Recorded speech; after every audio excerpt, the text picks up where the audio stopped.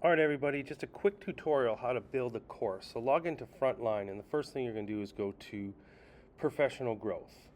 This is where you're going to build all your courses, and this is where you can see everything with your own professional growth as well as the courses you built. So we're going to start by going to Activities, and this is where we're going to add an activity. And the courses are essentially called activities. So we're going to add and activities. The other things you see there, you can go back into after you've created a course and look at enrollment, look at instructor tools, and manage any of the activities. So the activities tab is really going to hold everything for you during this process. So we're going to select add activity. You're going to see all the courses, but we are going to select the choice district catalog because you're going to add this to the district catalog of choices. So when you select that, you're essentially going to get a blank template. One of the things that I do is actually keep my session open on a tab that's behind it so that I can make sure I have the accurate information. So I'm going to just tab to it. I'm going to copy the session name, paste it.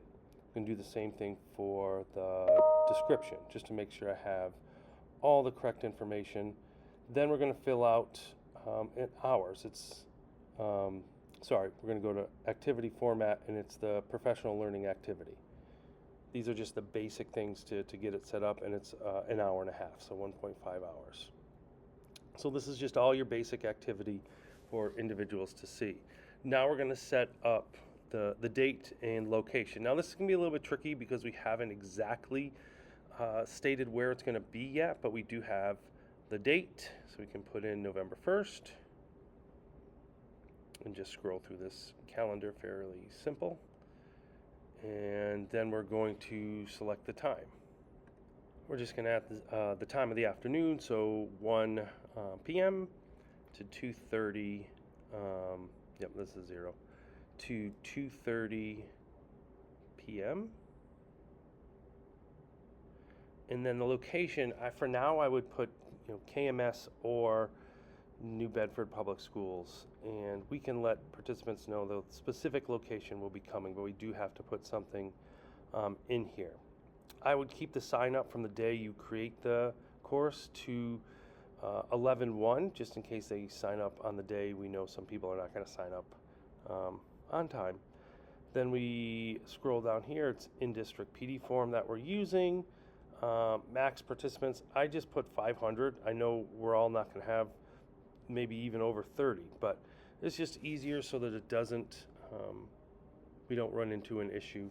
So for now, just put 500, and for some of you who are like worried right now, you're not going to have 500, but it's just an easy number to have. Then you have to click who's going to be the owner, meaning who's owning this course. And for most of us, we're the only presenter, so you put that in there. But if you do have an instructor, you see down below, you can put an instructor if you have a co-participant.